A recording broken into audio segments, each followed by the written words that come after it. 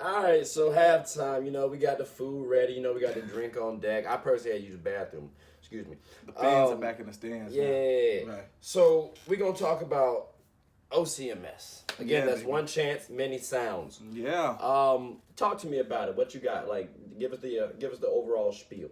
Man, so if I was going to explain my elevator pitch for it, a group of really like best guy friends, when you think about barbershop talk, what that looks like, just a natural, free-flowing conversation.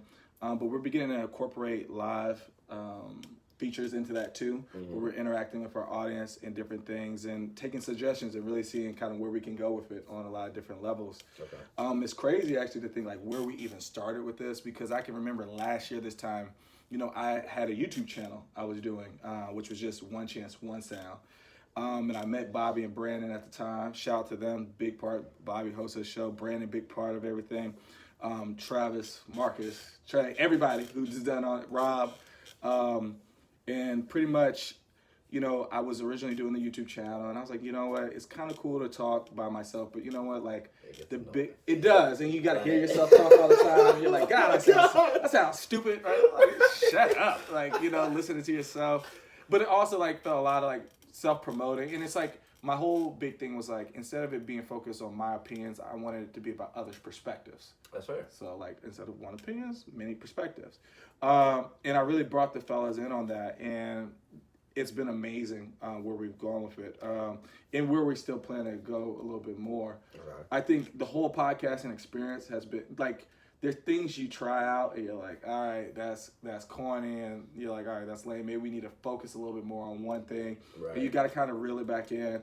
And also, when you have that many people on a podcast, the biggest thing is, like, make sure everybody has time to talk on a thing and feel that they can get their point out, and also talk about the things that they want to talk about and their experiences with it. Exactly.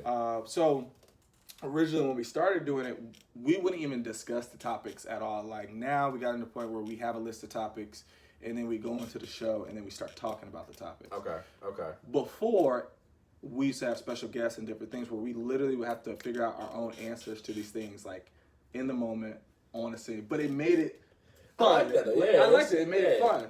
But we're kind of bringing that back a little bit with the audience interaction, because now you're freeing it up for them to come in and have their staples and have their says and kind of know that, hey, this is something that everybody is a part of. It's not just one person. It's not just three people. It's whoever decides to log in and listen, and also bring a guest. Like, we encourage there to not just be guys, but, women involved in a lot of these conversations. It's Equality.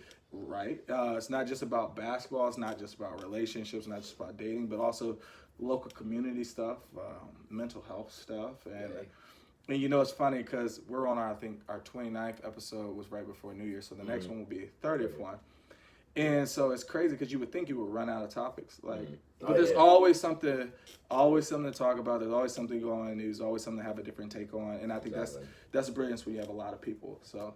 Definitely like, share, subscribe, OneChance_ManySounds. Check us out. Download iTunes, Spotify, YouTube. We're there. So. Okay. I actually had a question because I know. See, this wasn't on the script. Well, no, because like and it's nothing bad. It's that because like you said, it's kind of annoying. Not annoying, because I do enjoy talking on the joint. It's like it's a nice breakaway from just right. You know what I'm saying? Like I just sit and listen. Like, cool. But I also do like having a consistent co-host. I think that would be cool. But yeah, how do you deal with? Because I don't know if I want to have two, like just one other person, or three. Kind of how they do it on like First Take and Undisputed, or have like your setup where it's like multiple. Right. For the multiple, how do you manage the egos? Because there's no egos in that room. What are you talking about? There's no egos. No. I mean, I think, so that was a big thing. To be honest with you, I had to manage my own ego, because as someone who felt like, with it coming from a platform that I originally created to add everybody into it, the first thought is like, this is mine, right? So we're going to do it my way, to really open it up for everybody to have a voice and have an opinion. To even, moving to a system, it used to be me and Bobby would kind of co-host it, like depending on who was there or whatever. Okay. And we wouldn't record, I think, unless I was there. To really feeling comfortable with just handing the reins over to somebody else. And actually, what's crazy is I actually found more enjoyment in that, because B-Hop, Bobby Hopkins. Busy What's Bobby. Is it Busy Bobby now? Busy Bobby. Busy Bobby. He does a great job of keeping everybody entertained, but it allows me to kind of sit back and do more of a moderating thing. Okay. So I can just kind of keep the conversations on the rail, and and he, let him lead it. Okay. But yeah, I mean, it's been a journey with that. The main thing is everybody has an input, and you try your best to give everybody, a role. I think with Brandon, he does a great job with getting the podcast uploaded, getting us a title, which he thinks is appropriate for that kind of. He's hella detailed. But it's cool because it's cool because we're just like any friend or family group or anything like that. You get frustrated, everybody. I'm sure not everybody likes what when you're doing the planning and organizing of it. Not everybody likes what you have to say or every suggestion, but you just gotta kind of take it and roll with it and not take things personally. And I think that's one of the big things that we've seemed to excel at pretty well. And then also, like, I think one of the best additions that we've had, Travis is a great, the bearded wonder, I guess you could say, with his, the freestyling and being able to speak on a lot of things and finances and just even how his life experiences and giving us that West Coast perspective. But even with Marcus and the knowledge he brings, has a lot of skins on the wall in terms of like degrees and career accomplishments, but also just we call him the senator sometimes, and that's corporate. Shout out, it's your boy.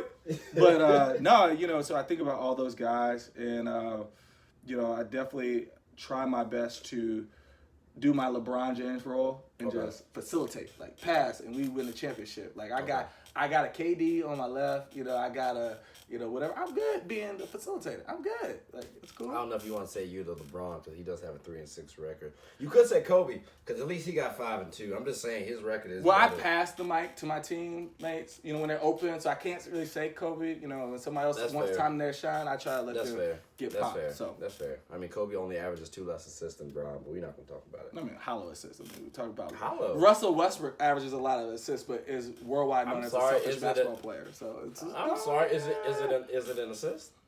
You know what? I will be the Russell Westbrook hater because I don't like his game, and I've seen him play live and in person, and he doesn't make the players around him better. So that's my issue with him. Whereas I can make the argument. I mean, I don't know that Kobe made people around him better, but we know that LeBron does. So, that's tough. That's tough. I feel like I'm on like a dream team, and then I'm probably the biggest LeBron fan.